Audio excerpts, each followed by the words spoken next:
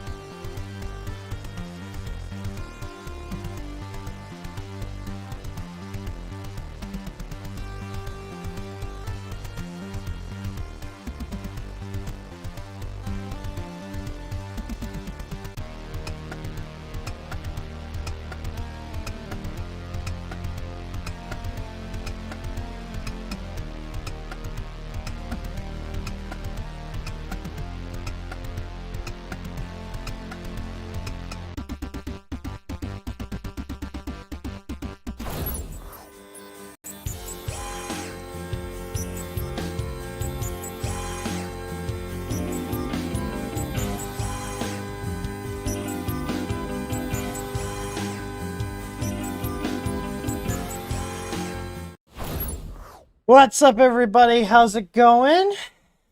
Sorry about the delay. I was not expecting that to take as long. Did I bring Mr. Remo? Yes, I did. He follows me around everywhere. He's basically my little shadow. He did get a new collar today. I don't know if he'll be willing to come over here so I can show you guys, but I got him one of those collars with a handle in it. So when I need to grab his little ass, I can. And he actually wears a bigger collar than Claire does. Because I ordered them both XL collars. And guess what? It's too big for Claire, but it fits him. I have not had my maw today. I did have some coffee earlier. Remo, come here. Come here, buddy. Come here. Stop looking at me. Come here. Come here. Come. Come on. You touch? Touch. Come on, you idiot. Remo, come here. Come here. Why you don't listen? Yeah, so we got a nice new collar here with a little America flag, and he got a handle now. So you can just grab him when he's being a little shit. Yeah, got a little handle. Yeah, you got a handle? Yeah, you do. Yeah, you do. Oh God, there you go. All right. There's he's still a puppy. He will be 8 months on the 29th. Most people look at him, they're like, he's not a puppy. I'm like, yeah, he is. He's over 90 pounds already. Anyways, I love that little furry bastard. He's a good boy. Look at, he's now learning to lay on the futon. So anyways, yeah, he's still a baby technically. I don't really have any like updates. I do want to do a video going over the Chiron because this is going to get put into service here now that we've got the LCD kit. And I think I saw Ram asking about the bed wires. So I do want to change the bed wires out on this, but I also want to be a little objective about doing that because I also want to see if I change the wires out, and I'm torn between going with 10 gauge or 12 gauge. I have a ton of 12 gauge, but I also have 10 gauge wire, and going up a size isn't really going to hurt anything. So, you know, if I go too big, there's no like too big when it comes to the actual printers. I'm going to keep using their stock MOSFET. Their stock MOSFET is 2 big MOSFETs in parallel, so it seems adequate. But what I want to do is replace the wires going from the power supply to the MOSFET, and then from the MOSFET to the bed. Now, the one thing I will say is when you are dealing with a heated bed, you know, it's aluminum. It conducts heat.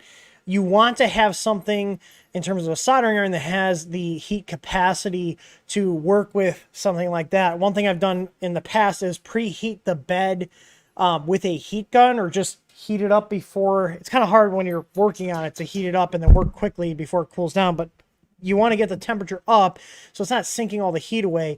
I have a 100-watt Weller with a big old chisel tip that we keep out in the shop for just doing beds.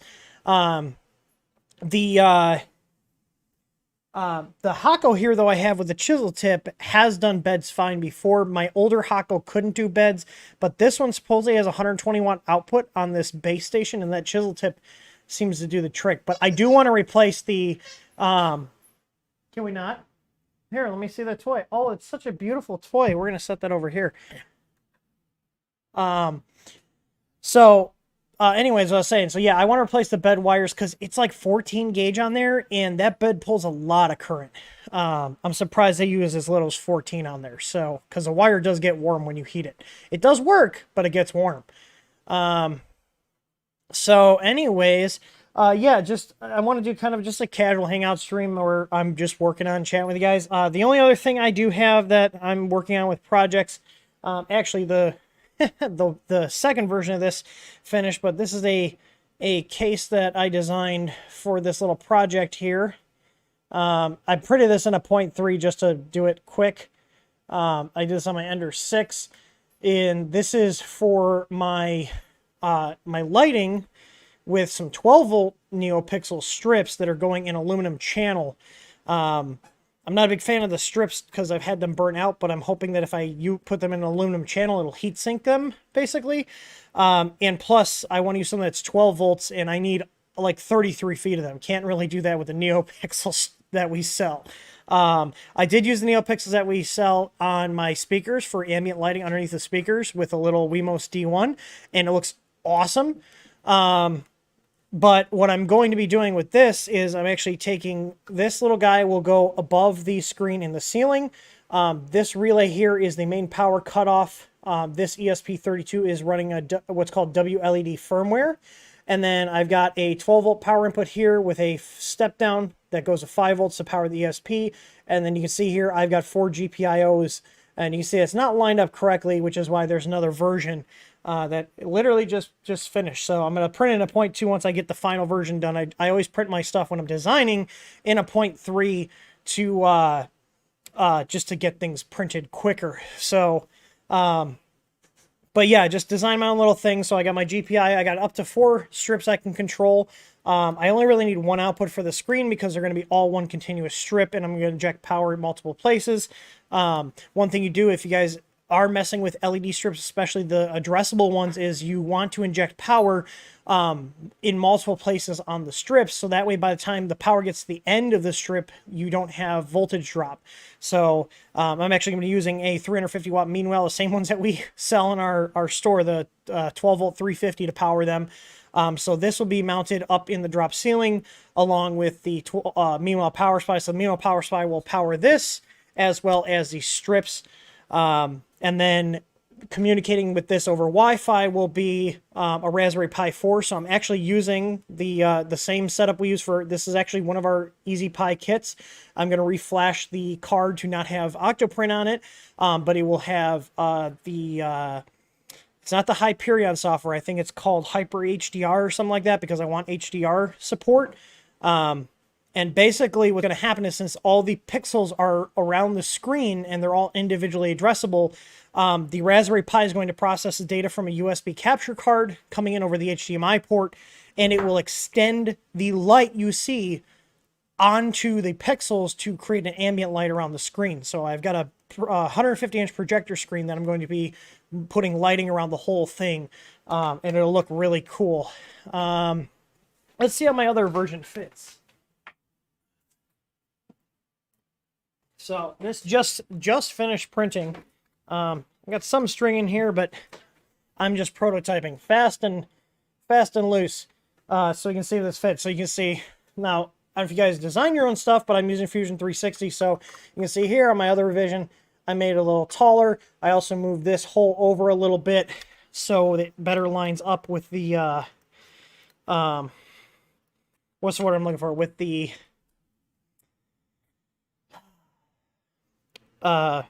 terminals. So I've got just this little off-the-shelf relay module. You can see I use ferrules, so it looks pretty. And let's see how the fitment is. I'm going to put the relay in here. And if this is good, my last thing to do is design a lid and then print this in a 0.2. So what I want to check, oh, look at this. So I probably want to move the USB cutout a little bit further down. But you can see it's still accessible. My 12 volt input looks pretty good. Maybe I'll move that over a little bit, but it's good enough. And then the GPIOs here, you can actually see those pretty well now. So everything lines up pretty well. I'm fairly happy with that. You can see there, this is the main power for the strips, my GPIOs, my power in for the board itself, and then USB if I ever have to flash this. So I'm pretty happy with this. I think I might move the USB cutout down, or little hole down just a smidge in Fusion. But other than that, I'll design a lid that snaps onto here, and then this will get mounted in the ceiling. I'm also going to put 2 little like wings off of here so I can put screws through this to screw this to one of the joists up in the ceiling. So, yeah, plenty of room in here. So a lid will go on this, and this will all look nice and finished, and it'll go in the ceiling. So, this is a 3rd revision. I'm getting a little bit quicker at making things Also, I like doing this. Do you see, guys, I embedded the text in here. It'll come out better on the 0.2 layer height. But you can see here I have like the GPIO pins there, 2, 4, 25, 26, and then I have on here DC relay in and out. Yeah, you can see it fine in person. It's not terrible on the 0.3, but if you guys are doing text on the side of your parts like this, 0.2 layer height makes them come out a lot better. You can also have them more recessed. These are a 0.2 millimeter negative extrusion. So anyways, enough about my home automation projects. I'm probably boring you guys. You guys are here for printers. That's the kind of stuff I like to do in my spare time. Like this kind of stuff, like enclosures like this for like my little perf board projects. This is why I got into 3D printing. This is why I bought my ANET A8, is to be able to design and print out enclosures for anything custom that I built. So I'm not like, I would literally use, you guys know the plastic containers that Chinese food places use. I would literally cut those up, like drill holes in them and hot glue boards into them. And I was like, I want something a little more elegant, and 3D printing is amazing for this kind of stuff. So this is the kind of stuff this is what got me into 3D printing, because I've always been an electronics guy, and this is great for stuff like this. So I feel like I'm finally getting to use it more for what I originally bought it for. It's only been like 4 years at this point. So let's see who the first person is. I'm gonna have a little drink here, and then we're gonna get to the questions. And the giveaway form is open.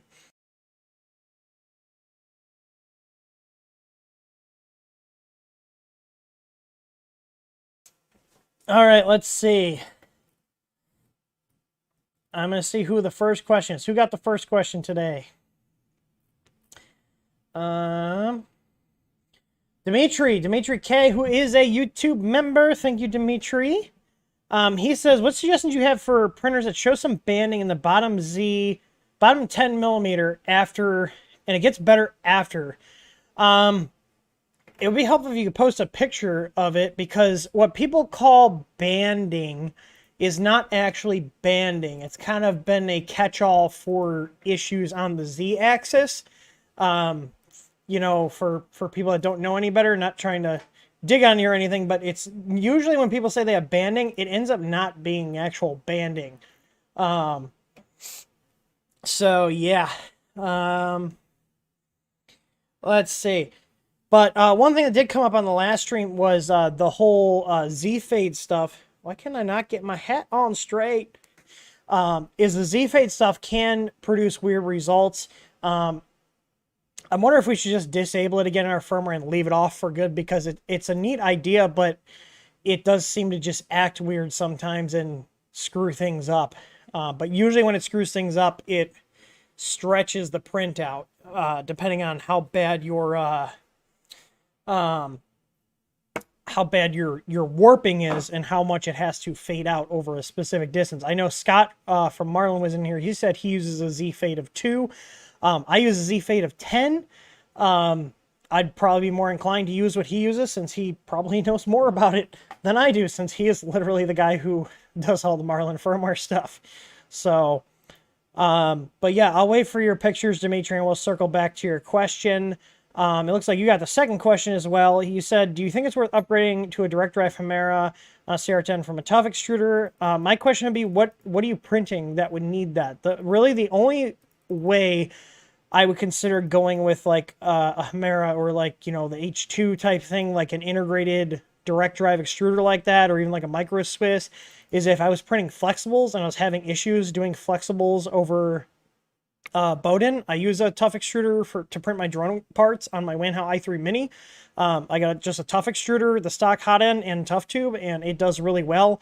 I do have to keep it around 20 to 30 millimeters a second. Any faster than that, and things can start backing up. So the one main area that direct drive stuff shines is printing flexible stuff faster. So, but if you're not doing that, or you don't care, it might not be worth it for you. So, you know, the real question is, what problem are you trying to fix? You know, don't be just buying stuff to buy stuff. I know it's I know it's addicting. You want to get all the upgrades and latest and greatest, but, you know, I'm at the point where I don't change out a printer like parts like that until I have a reason to. You know, I have my standard loadout on a printer, which is usually bed leveling, flex plate, and filament sensor if it doesn't have one, and firmware. That's about it. And the screen if it's got a touch screen. But, you know, in terms of extruders and stuff, if it's got a metal extruder and I'm not doing flexible on it, I'll print it. I'll print with it stock. If I'm doing a if I'm doing flexible stuff, then I'll consider going to a direct drive setup, or I'll just put tough tube on it and a tough extruder, and that will usually do what I need it to do. Let's see. Dimitri posted some pictures here, so let's take a look at his photos that he shared with us. I'm going to pull them over here. Just opening them all in a new tab. Let me see. Let's switch. So these are the pictures he posted. I see lines here up towards the top. I'm assuming this is this the bottom? I think this is the bottom. I think that's the bottom of the print. Let's look at the other photos. So I see this here. It looks like you got a little squish. I don't think this is Z-banding. This is... I would have to see the file, but you can get weird things like this depending on how the infill is on the inside. Like if it's too thin. Yeah, this is a really thin part. I wish I could see the STL. Can you post the STL for this? Because one thing you do to improve your print quality is align your start and stop points. So you got like your Z-seam staggered. So I've noticed that the Z-seam, if it's not in the same location all the time, which yours is not, you can see here it's kind of alternated, it will make the part look less uniform. Like this doesn't look like that bad of a print, to be completely honest. It looks like here that your first layer might be a little too squished. I do see a bit of an elephant's foot on the side here. You see how the light's kind of passing through it. It might just be some of the symbols you need to increase your Z offset a little bit if you're using an ABL probe, or if you're not, just, you know, level your bed so it's a little bit further away. If you're using our firmware, you can always use the baby stepping command, and that's available by pressing the button on your screen 2 times, and it'll bring a menu up, and you can do that whether you have an auto bed leveling probe installed or not. But yeah, aligning your Z-seam would help out with that, and I'll just give an example here. So I'll open up Simplify 3D, and my profile here, I'm gonna actually I'll get this started in a sec. But one thing you can do is you can choose a start point. You see there's choose a start point close to a specific location. I have it going X0, Y300. This is for the Ender 6. It doesn't really matter that the 300 is bigger than the actual one, but you can see here, so the retraction. So if I turn retractions on here, you can see all of my start and stop points are right here in this corner. So if I look at the printer, so I look at the front left, okay, so X0 is on the left here, Y300 would be like all the way towards the back, so you can see the start and stop points, and this lines up your Z-seams, okay, and this can help make your stuff more uniform. One other thing you can do to make your things more uniform is you can also have it not slow down. So you can see here, I do not have adjust printing speed for layers below checked, because what that can do is actually make your parts look worse, because it'll vary the speed that each layer is printed at, and it makes it less uniform. Now I'll change this here. So if I do like 50, so if I change it to Y50 and then I hit prepare to print, you'll see, well, where's my Z-seam? Oh, it moved it to the front here. So Y50 would be like right up here. So let me see. Versus if I change it to optimize for fastest printing speed, they should be all over the yeah, see here. So there's some there, there's some there, there's some here, there's some here, there's some here. I like to line my Z-seam. You know, you can do whatever you want. What is this? I think it's 250 for the, yeah, I'll just change it to 250. But now if we line the Z-seam up, they should be back in this corner. You can see here, even on this start and stop point, it's putting them here because this is closest to back here. That's one thing you can do to make it a little bit nicer. I'm going to move this. I said I got to move the USB port down a little bit. Yeah, I do. Probably about... I'm just going to do this real quick since I have the slicer open. And move it down literally a millimeter. So, open up my Fusion here. Let's see. Dimitri did post his STLs. So let's see here. Let's go ahead and take a look at how his slice up. Oh, too much stuff loading up. Downloads. This does not... These are not the STLs, Dimitri. Dimitri, these are not your STLs. He uploaded a zip file. You better not be sending me no virus. Oh, this is your G code. Let's see what your G code looks like. Let's see. Preview G code file. Let's see what his G code file looks like. All right. So we do not have our start and stops aligned. You can tell that here. Let's see how the part looks. So if I go down and preview it layer by layer, let's see. So we've got some weird, we got the infill here.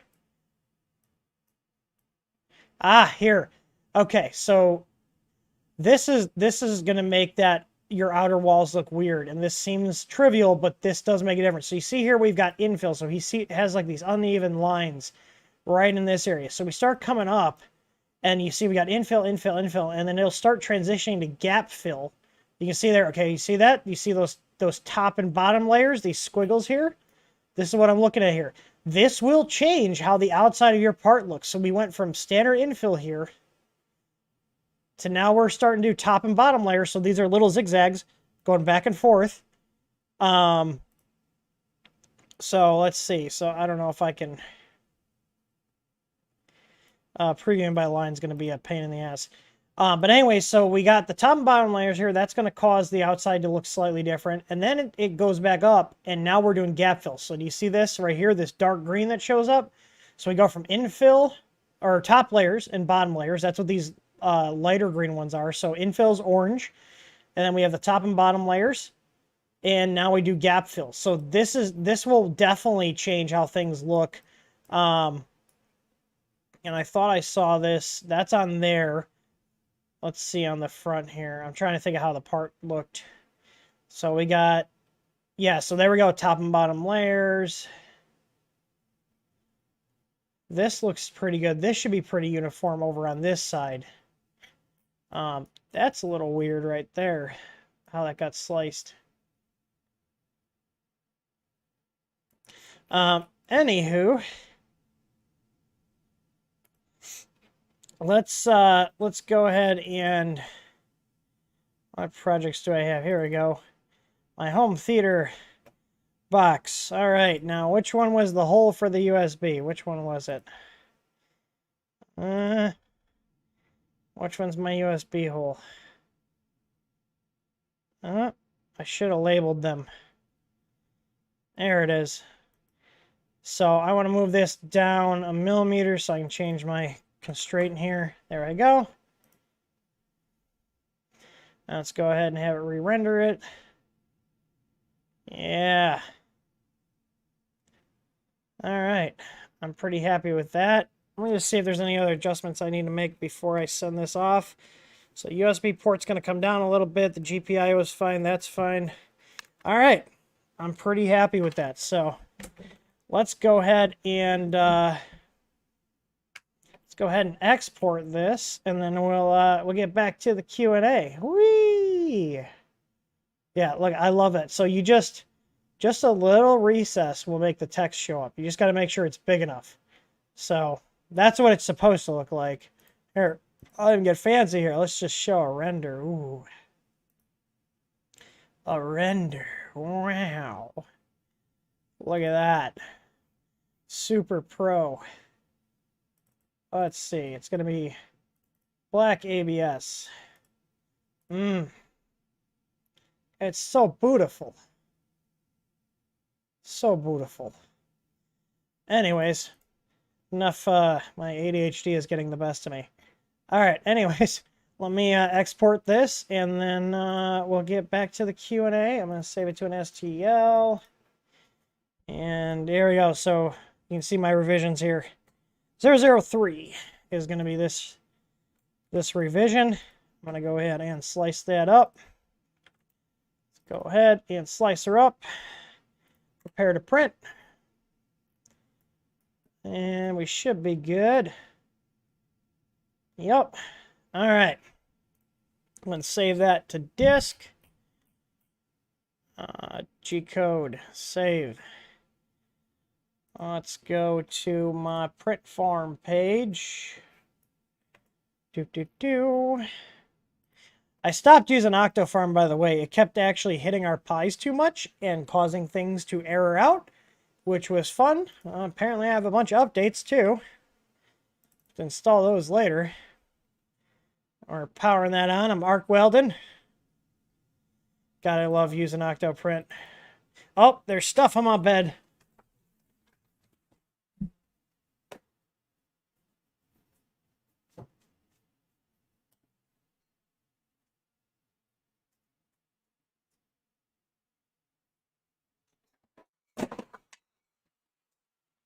All right. Let's go ahead and home that. We're going to preheat, load the file. And I'm going to go ahead and print that file. All right. So now it's going to start, and it's going to do my print. All right.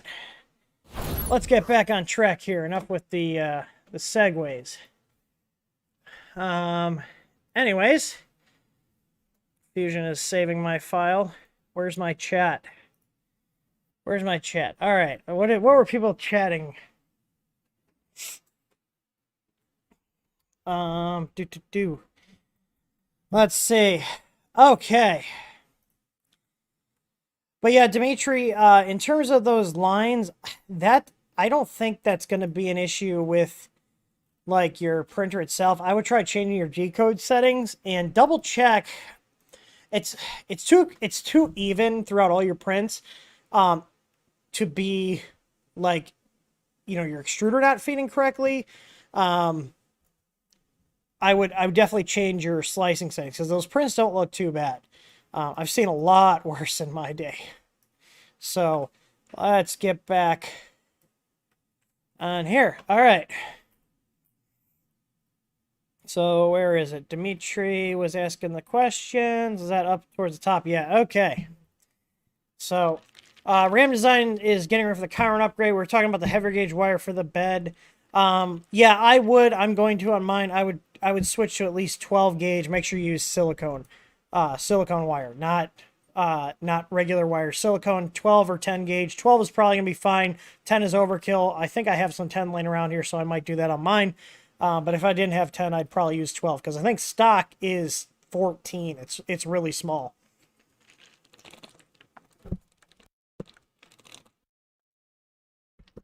You know, my mute button on my Yeti, the physical mute button, doesn't work half the time. All right. JR from Vermont says, I'm new here on the channel. Purchased most upgrades I have from you guys. Peter's awesome. I'm glad to hear that. I like hearing that our guys are doing good. I also like, well, don't like, but I also do read, like, if people leave feedback on tickets, we do go through those. And obviously, you know, take into consideration why someone would have left something bad. Most of them are people complaining about stuff that we have no control over, like shipping times and stuff. But, you know, if there are ever legitimate grievances, I do personally look through all of them and make sure that there's nothing falling through the cracks. So good or bad, we do want to get feedback, because if there's an issue, we do actually take it seriously. Like, one of the benefits of us being smaller is we can make changes pretty quickly, and, you know, communicate with our team effectively because we're a smaller team. Honda919 says he got the tough heat break. That's our titanium one for the Creality hot end. I know it's short on arm. How much of the cold end can I expose for the nozzle to clear the part cooling fan. So the distance, if you look on the page for that heat break, it actually shows how to mount it. Basically, the bottom of the heat break should line up with the bottom of the heat sink. It's that simple. I'm just pulling up our page here. I know we have a Help Center article on it, but there's also pictures on the product page. So if I go on the product page here, you can see that we just the heat break here. But if you go to the bottom here, there's multiple pictures showing you how it's installed.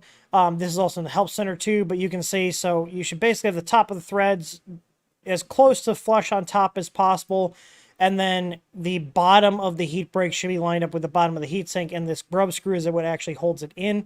Your PTFE tube will not go down in as far as the stock heat break because it's going to stop right about here once it gets to that collar of the new heat break. And that's normal because this is an all metal. Your PTFE tube is no longer going to pass all the way through the heat break into the melt zone.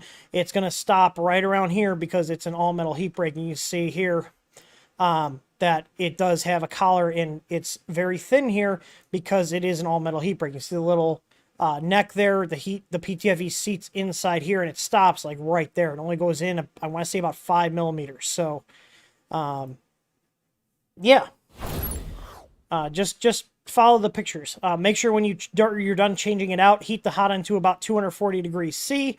Let it sit there for a little bit and then do a hot tighten. Just make sure you do not touch those wires for the heater or the thermistor with any pliers, wire brushes, etc. unless you want to smoke your board. I've seen too many people, they just go in there with pliers and grab the heat block, and it's the side that's got the wires coming out of it, and it doesn't work out very well.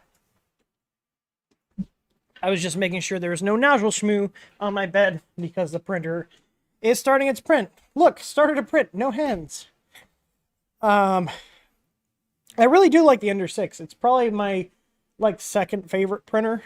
So in terms of the Chinese printers I have, my Ender 3 Pro will always be my number one. My ANET A8 is number 3. It's only there because of nostalgia. Ender 6 is probably number 2. If we're talking about professional grade printers, it's this guy. I really should use that one more because it prints a lot faster than my Ender 6. But anyways, sorry. I'm all over the place today. Let's see. Mr. Timmy, like your name. Mr. Timmy GT says, what should my next printer be? I have an Ender 3 Pro that I got 2 to 3 years ago. I'm looking to upgrade. Need something that prints flexible well. I'd look at the Solval SV01. I feel like that printer doesn't get enough attention, and it's a very good machine, and that comes with a direct drive setup by default.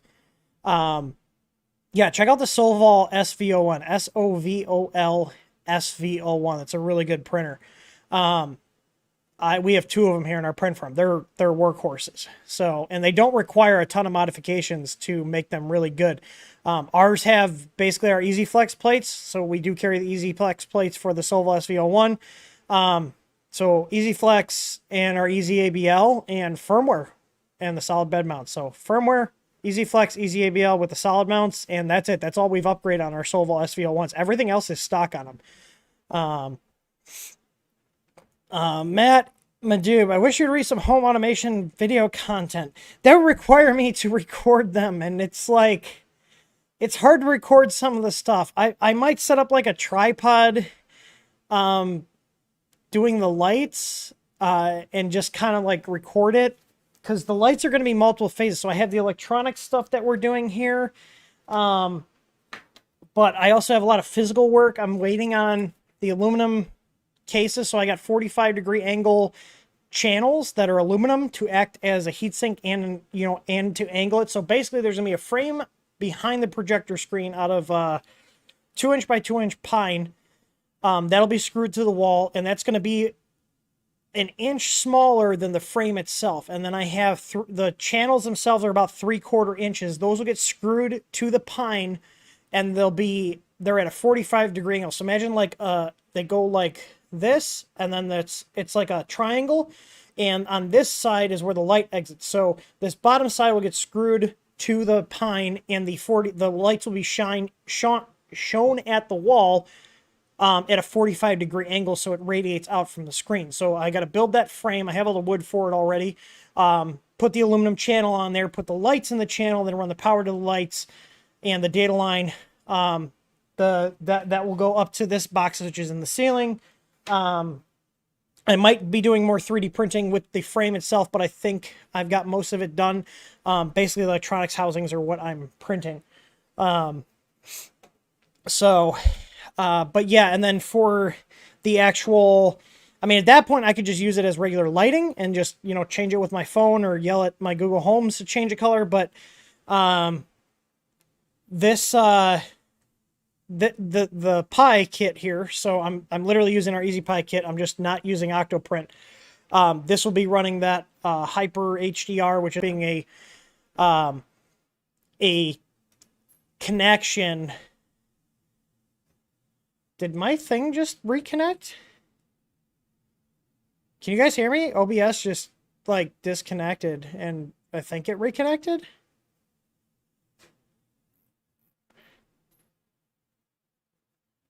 Okay, you guys can still hear me. Yeah, because it says I just restarted a stream. It says I'm streaming. Okay, anyways. So yeah, you know, Pi, ESP32, lights, and a power supply. Boom, ambient lighting. Yeah, and a capture card. So basically, luckily, my receiver downstairs, which is what everything runs through, has a second HDMI output, and that's going to go right into the USB capture card. So there'll be a USB capture card plugged into here to get the video data, and then Hyperion will process that. So I'll try to record it because it is a cool project. And you could scale it up or down. Like I'm doing on a big projector screen, but you could also use it on like your computer monitor. It'd be the same exact process, except, you know, not as big of a power supply and less lights. So anyways, let's see. Where was I at? Chat, did chat keep going or did it screw up here? We're talking about printers, home automation, video content. Yeah, I'll record it. I'll at least do like a little time lapse and a quick overview. It's just really hard to record content sometimes, especially since I don't have my helper anymore. Like things have been slower around here, so I had to get rid of my helper. Yeah, so I'm back to doing everything myself again. Let's see here. William Aoc says he's got a problem with his Pi and Octoprint. If you look at the graph, there'll be a bunch of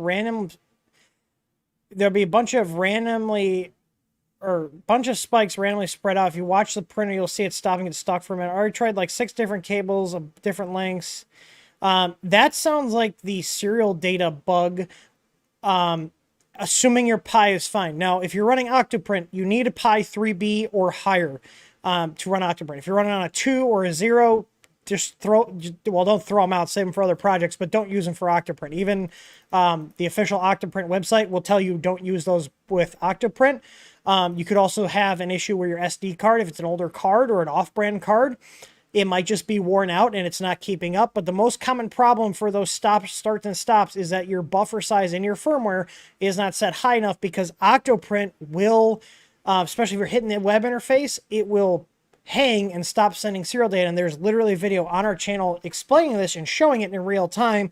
As far as I know, they have not released a fix for it, so you just got to either set the buffer size in your Marlin firmware higher. If you're using our unified, it's already set basically as high as we can have it for whatever CPU is on your board. But like the 8-bit boards running the 2560 chips or the 1284Ps, those don't have as much of a buffer size. Whereas like on our Easy board, or other 32-bit boards that have more memory, that buffer size is larger. So basically it's giving it more commands queued up, so it's got more to print in memory. So if that serial data gets paused, it's still got stuff to do while it waits for that data to resume. I'm finding that video here. Let's see. I'm trying to find it here. Yeah, here. This is it's actually linked in our help center under the Easy Pi stuff. But it's applicable to any Octoprint setup. So there's other settings you can change in your slicer to make the travel moves like shorter or longer instead of like a bunch of little tiny ones, it'll kind of drop the detail to where like you won't notice it. Like technically, yes, it'll be printing at a lower resolution, but it's going to, instead of having a bunch of tiny little lines, it's going to have fewer of them. One other thing you can do too is use a plugin like Arc Welder, but again, your firmware has to support it. If you're using Unified 2 that's been downloaded in the last month or two, there is Arc support enabled. There's a bunch of different stuff you can do to work around it. So let's see.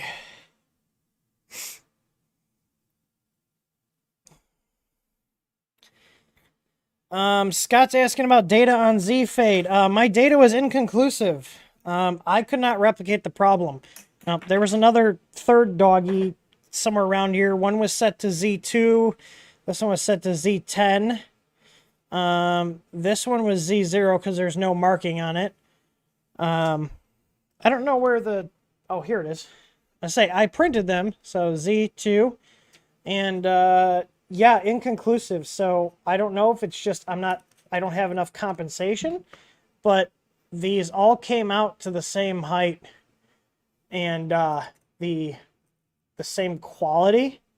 Like I can't even, like if these didn't have these written on here, I probably couldn't even tell that these are different, to be completely honest with you. So yeah, inconclusive. I can't replicate the problem.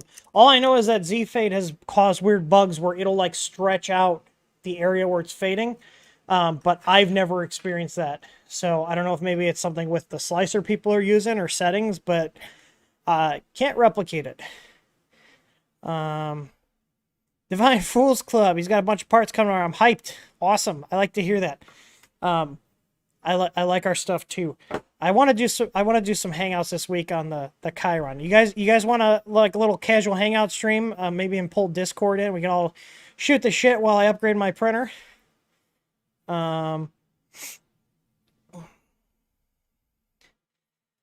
Let's see.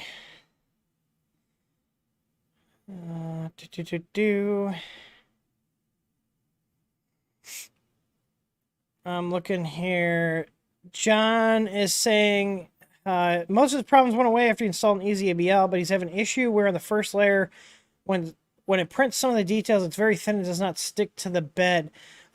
Basically, yeah, on some smaller details, you're basically going to either have to add a skirt. Is it a skirt or an outline? I always get them confused. A brim. I think a brim is attached and a skirt is not. Basically, you can attach a brim, which will give it a larger footprint, but then you have to remove that brim. You know, I'm going to make you spend some more money here. But honestly, like the Vision Miner stuff we carry will probably fix that issue. I use it all the time. We print a lot of small stuff. Like we print little header covers for our easy outs, and those are very thin ones, and they would pop off even if we had a perfectly clean sheet and the bed was leveled and everything. But this stuff is fantastic. I'm sure there's going to be people that are chiming up in the comments like, "Oh yeah, I use it." We use it here too on all of our machines, even our PLA machines. At this point, we just throw it on the bed because I don't ever want to have to worry about stuff coming off. You know what I mean? Like it's great for ABS. We 100% of the time use it with ABS on our Easy Flex plates because PEI, while it does hold a lot of materials down, once you start getting with ABS with larger parts, they will still try to curl up even with an enclosure. And we just throw it on there. We don't have issues. So, but yeah, if you're dealing with like little fine details, I can highly recommend that stuff. I think it would probably fix your issue. I'm not going to say, oh yes, it will. Because I don't know all of your other printer stuff, but in my experience, when I have stuff with really fine details, the Vision Miner does a really good job at holding those down and them not coming off the bed. So, Chris Morrison asked about UBL and unified firmware. I am not adding it because I do not want to deal with tech support on it. UBL is nice, but it's very complicated and it's not user-friendly. You have the access to the source code, so you can go ahead and add it in by adding in the necessary configuration lines. But we are not going to officially support it. There's a lot of cool stuff in Marlin that we would like to use, but the reality is your average person, a lot of this stuff is over their head, and we don't want to be inundating our support people with trying to explain all these more complicated features in the firmware. So, you know, you have the source code. You can do whatever you want with it.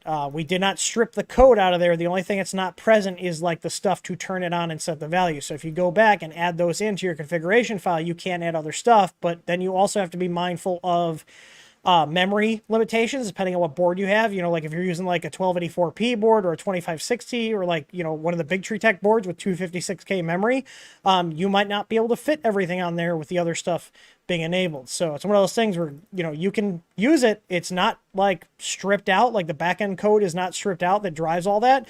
The stuff that turns it on just isn't present because we don't want to deal with having to support it. So people have a hard enough time with the, you know, basic stuff that we have. UBL, I don't even use UBL. I'd rather just run a probe every single time I print and know I have a fresh mesh. I feel like UBL is one of those things that people who spend more time Tigger with the printer use. I'm somebody that actually uses my printers to do stuff, and I just want to send a print job to it, and the only thing I ever have to do is check my first layer. That's it. M. Pombar is asking about a Home Assistant thing. He said, my Home Assistant blue appears not to be loading after a restart. Try the config for duct DNS, updated configuration. Yeah. Any thoughts on how I can recover? I'm not sure. You'd probably have to pull the memory card. I think it's MMC module. And see if you can mount it and then edit the config.yaml file on your computer and then boot it back up. I don't know if that device has like a recovery mode that you can try or like a safe mode, but I hope you have backups. If you guys are running Home Assistant, I can't tell you how critical it is to have backups. I take my server takes backups of my Home Assistant installs every single night of like the snapshot folders, and they have saved my ass many times.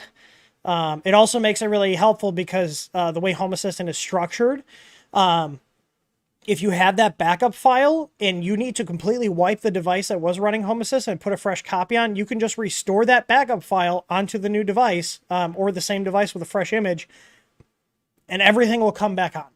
It's great. So, yeah. Let's see. Ben, I did get your email. I just haven't had time to look at it about the gantry stuff. I don't know if you saw when I screen shared, but your file I downloaded on my computer. I haven't had a chance to look at them. And also, I want to point out that video is like 3 years old. I don't know if you were like looking at our backlogs, but there was a video we made with the Easy Level stickers, which we still carry and we still sell, and I still like them. Where, you know, as mentioned, if somebody wants to make, you know, little pointers to clip onto your gantry to like point at the strip. So yeah, that video is years old. If you want to share them with people, you can definitely post them over on Maker Forum. Maker Forum is pretty active. It's not like crazy active, but it's active enough. I mean, there's people posting on it every single day now. So, and we do have options to file share. The only thing I'm trying to figure out why it's doing this, because it doesn't do it when I upload a file, is let me see here. So you can see here, like Justin shared a file here, and for some reason, it's putting the it's changing STLs to .bins. So when you save it, you can just change it to a .stl, and that should, yeah. So that does work. I don't know why it's doing that, because if we look at my settings here, I go to administration and where is it? Friends of Flareum upload. You can see here, I have it here, user provided file extensions. These are ones that it should not change based on its MIME type. I have STLs in here and 3MF, so I'm not sure why it's overriding that. But yeah, if you see a bin file here, these are really STLs. I think somebody else did that. Did they tag their stuff? They did. So you see how I did that? I really like this software that we're using for this. So there's tags here on a post. So I clicked STL files, and this shows me all of the posts tagged with STL files. And you can see, like, here I uploaded this, and it was an STL, and it came through. But this guy's bin file, or STL file, got changed to a bin. Let's see what he did. But yeah, if you just save it as a STL, it works just fine. So But yeah, this is just a little personal project. So if you want to share files, there's also slicer profiles. I posted all mine in there. And I encourage you guys, if you want to share your slicer profiles with the community, go ahead and post them there. But anyways, one thing you can get around the thing where it's renaming the bins for some reason, or the STL to bin, just put them in a zip file and upload the zip file, because it will let you upload zip files. So, and then it won't touch it. So, all right, let's see. Neodus is saying, anyone have an Ender 6 that have a temp swing of plus minus 3C? So mine swings about 1 to 2C, and I think it's because of the harness. One thing I want to do when I get time, and it's printing well enough so I haven't messed with it. I think because they are sharing ground lines with other devices on that like whole harness, I think it's introducing noise into the line. And I think if you ran two new wires from the control board all the way up to the thermistor, I think you would have more stable power or more stable temp readings. Mine's like 1 to 2C. Yeah, it fluctuates, but it works. And I haven't had the motivation to change it. So yeah, it's just how this printer is. I think it has to do with how the breakout board is, because if you look at the thermistor plug, there's actually one wire going to the thermistor plug on the board, which means they're getting the ground from somewhere else, and I'm willing to bet other stuff is sharing that ground line. So, yeah. As far as I know, it's normal on there. It's just poor design choices, but you know, there's like, I don't think there's really any like showstoppers on the Ender 6, but there's a lot of little annoying stuff on it. Yeah. Let's see here. Where's the next question? And chat jumped. There it goes. It jumped a lot. Where did I go? We're going to keep going. I'm on a roll here, even though it's 6. I started late, so I'll give you guys some more time. How's that? I think I extended the giveaway form to be open until 6:30, so.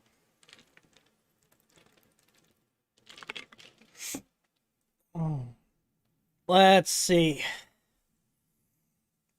We're talking about Home Assistant, the STL files, the temp swing. All right, we're back here. Let's see. Is there any way to use my Android phone and the Anywhere app to view my print when I'm on data and no Wi-Fi? I'm assuming you're talking about Octoprint Anywhere, which is now known as Spaghetti Detective. If you have data, you should just be able to hit their website and pull it up, or their app. I know they have an official mobile app. I don't see why that wouldn't work. But here's the thing. I'm assuming, though, you're probably not using the Spaghetti Detective to access your Octoprint install because you're saying no Wi-Fi. So I do not recommend you ever port forward to your Octoprint setups. If you want to use something to access your Pi outside of the house, I definitely recommend the Spaghetti Detective.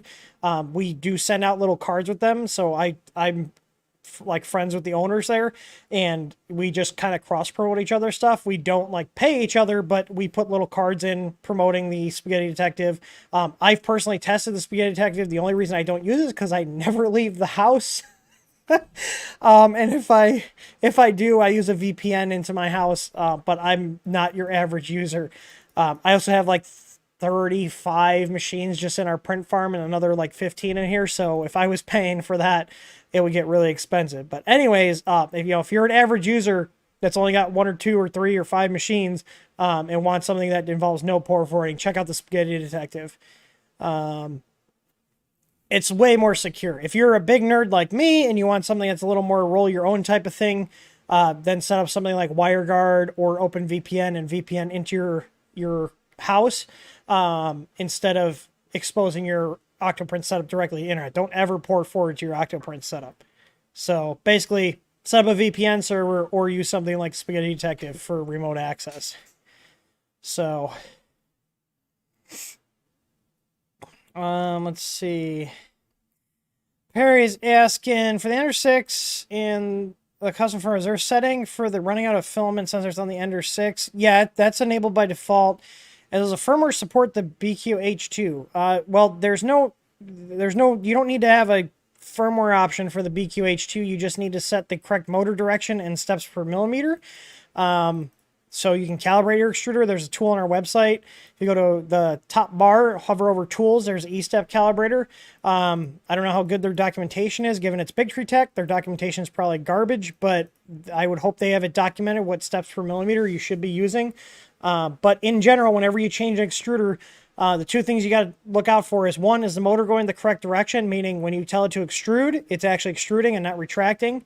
If it's doing the opposite, like you tell it to extrude and it retracts when you tell it to.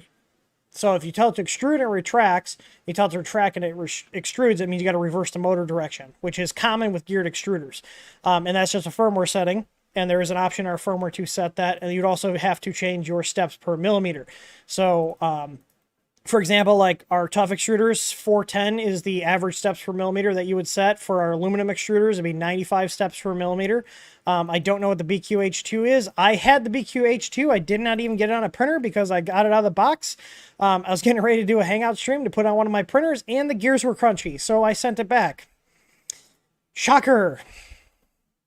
You know, it's funny because one of their reps was trying to get us to sell them, and I was like, I'm going to order one to see. I'm just going to order one from your Amazon store so you're not like handpicking something. And I got one with crunchy gears. I think Teaching Tech got like 2 or 3 of them out of 4 that had crunchy gears. So, yeah, I'm not going to sell those. If I had one, the one I ordered was bad, I'm willing to bet the failure rate on them is pretty high. John Reefer posted a picture.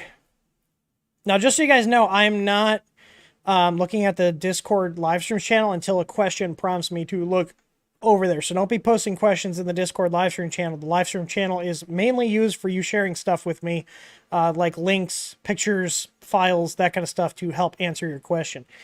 So John is asking,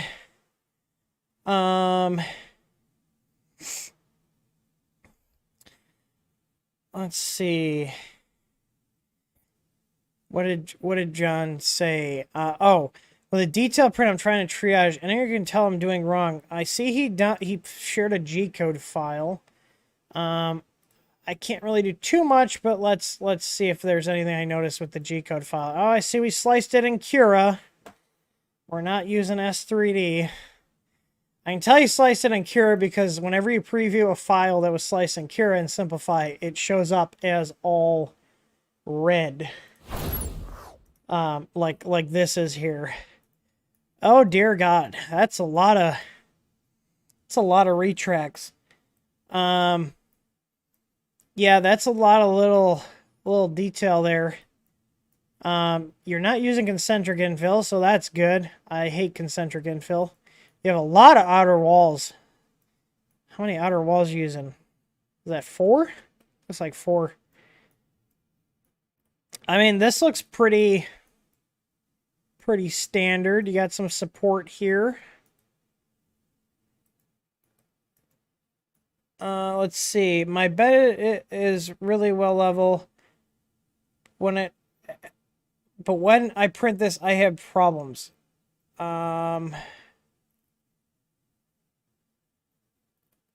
I don't know what you mean by problems. Is it like it's sticking to the bed? Is that the issue? He sent me an STL file here, which is this.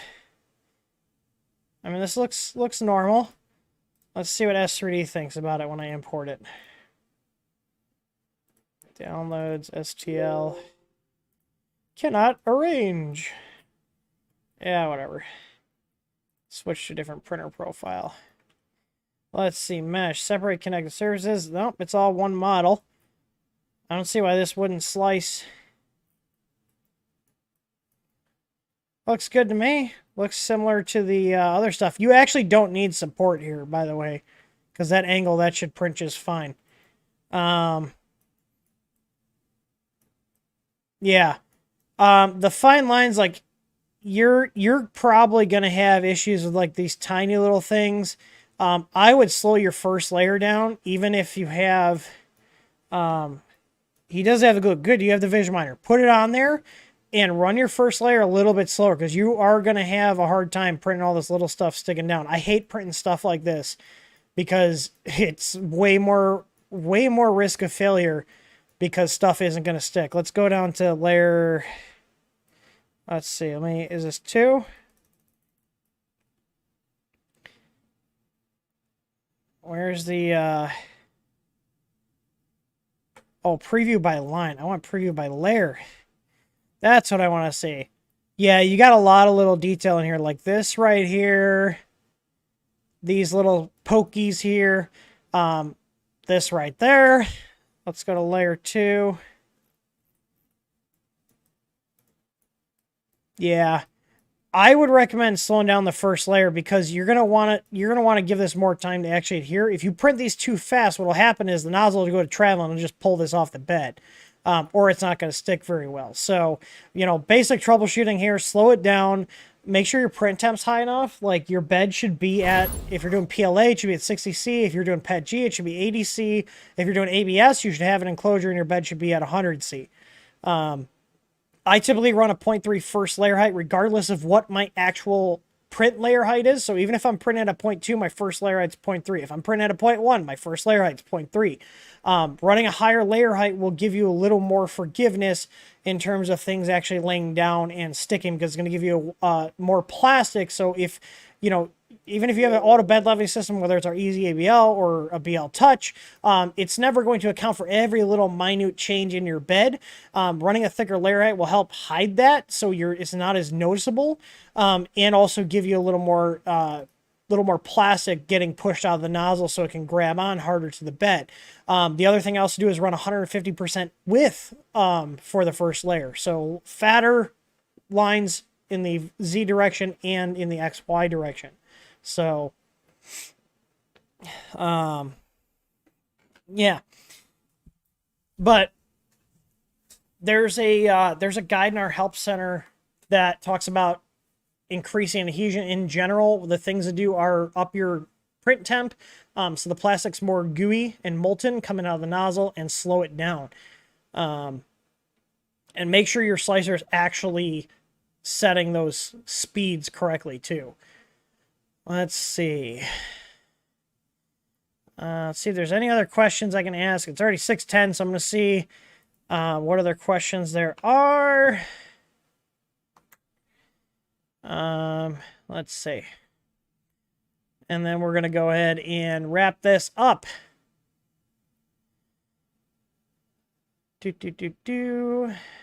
My audio is getting out of sync after the second glitch. That sucks. Yay, YouTube. Does anybody have any other live stream platforms they'd recommend that aren't Twitch? I wish it was easy to self-host your own. I'm not a big... I use cloud stuff, but I'm not a big fan of other companies having all my crap. Let's see. I'm looking for questions.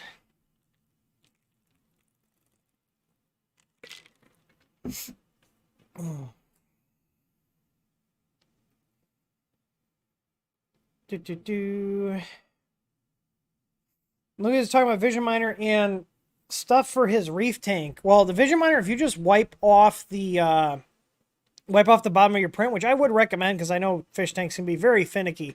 Wipe it up with IPA. That should remove the vision miner that would be stuck to the print. My experience, not much comes off on the print. It usually stays stuck to the bed, but IPA, it is soluble in alcohol, and then wipe that down or just wash it all off before you put it in there. I would recommend, though, I used to have a fish tank. It was a freshwater, and I wanted to print stuff for it, but one thing I would recommend is probably drilling a hole in the print to let the water get inside into the infill, so it doesn't float up.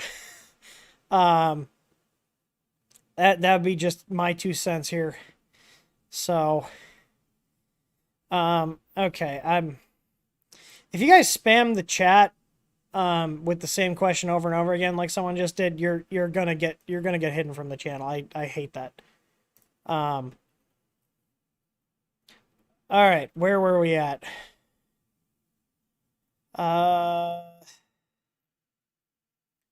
Looking for the fish tank one. Where's the fish tank one? I'm not sure. God, YouTube chat sucks. Audio's out of sync. Discord. Let's see. Justin Abel is asking, why not design a reliable converter for the Pi? Step down 1220 volt to 5 volt, 5 amp. It would be nice to have one switch instead of two. Yeah, we were working on it, but the problem is right now we can't get the little linear voltage regulators that we like to use because I don't like using cheap no-name ones. The name brand ones we are using, they are not available right now. So I actually have little boards to power your Pi from your printer done and tested and working. I just can't get the chips right now. Yay, silicon shortage. Let's see. Anyways, let's see. Kyle Fegley says, I put insulation under my S5 bed to keep the frame from heating up. Is that enough gap between the wires, or do I need more? Posted pictures in Discord. Let's see. I think you'd be fine. Now, you are running mains power. You did ground your bed, so you're probably fine. I would run that. I'd run that. I'm assuming, well, the foil tape will help. I usually like to use the insulation. I have used foil tape in the past, and it does help. I would actually put it over the thermistor here. Probably put a little strip over this to cover the thermistor up, because the thermistor is right here in there, and that's going to be running cooler. I would put it probably like put a strip ending right here and going all the way there. And you have your wires pretty well managed and everything. I wouldn't worry about it, and you do have the ground line. So I see you read my installation guide for the SSR install. I built quite a bit of S5s with the Kinovos. Is this insulation? This almost looks like it's slightly thick. Maybe it's just a thinner insulation tape? I can't tell. I have used just foil tape on beds before, and it does seem to help. You just got to keep it away from all the power connections. So use common sense. If you don't have common sense, don't be messing with it, especially with mains power. And if you're running mains power in your bed, it's always good to run a dedicated ground line back to your printer bed frame, or the bed itself. So if you do have a issue where like the wire gets frayed, it has a path to ground that's not through your body. So let me see if there's any more quick questions before I wrap this up. Superconductor says, my Ender 6 and XN stop wire disconnected on the carriage. There are three turbos on the end stop switch. Which two are used? I want to say it's the two left ones. If you're looking at, so the connector has like the two slots where the end clips in. I'm gonna call that the top. I think it's the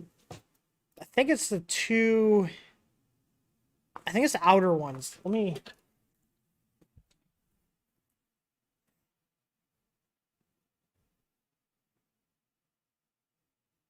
Oh wait, Ender 6. Ender 6 has wires soldered directly to the switches.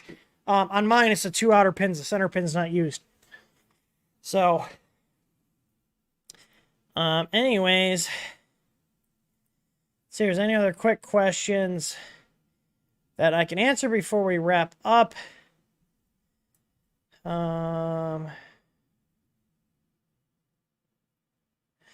Tubbed out, I have Clipper installed on a Creality Wi-Fi box. What are they using in those? That's probably actually a useful use for those Wi-Fi boxes. I know those were a complete flop, because who wants to put a box that reports back to China on their home network? I know I don't. I've had way too many bad experiences with devices that are from China that are smart. Better be safe than sorry. Mainly because you can't qualify the source code. Let's see here.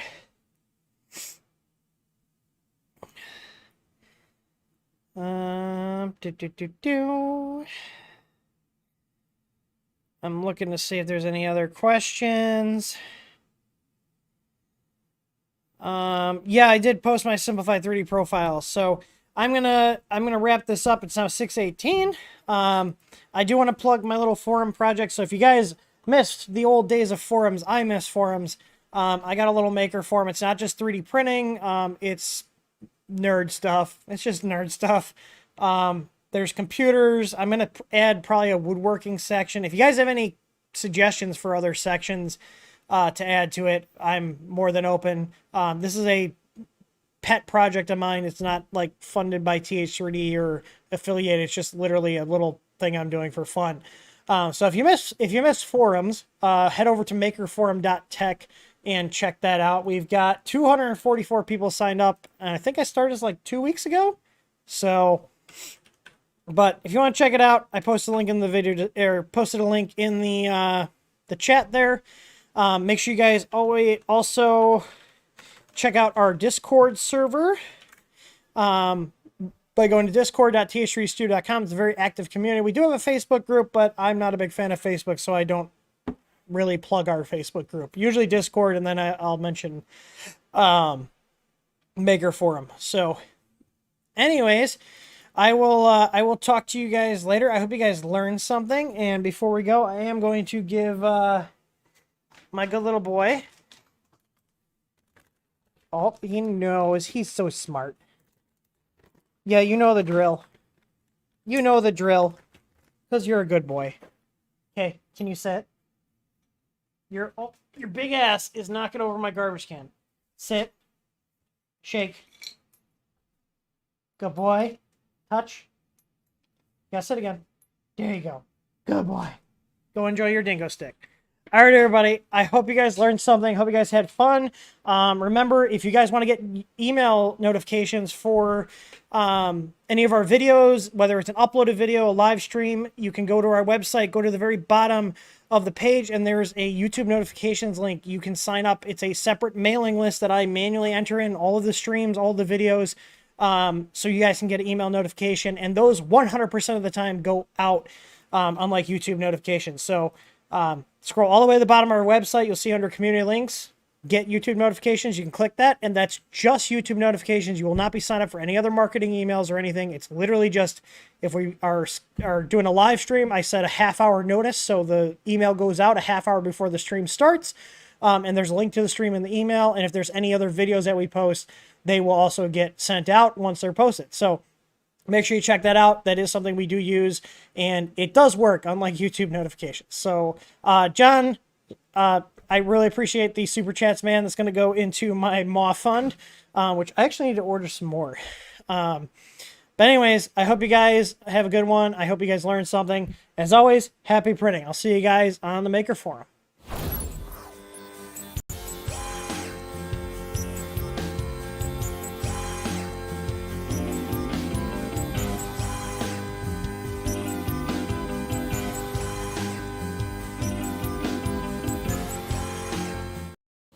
Hi there, Frank George here. As a doctor, I know a thing or two about probing. Indeed I do. I love something that's easy to install, easy to use, and backed by a real support team. And that's why I choose TH3D Easy ABL Kit for my 3D printers. I prefer not to waste countless hours trying to figure out how to connect things to my machine when I could be printing instead. With the TH3D Easy ABL, you get technical support, easy to use firmware, quality parts, amazing accuracy, and there's no moving parts.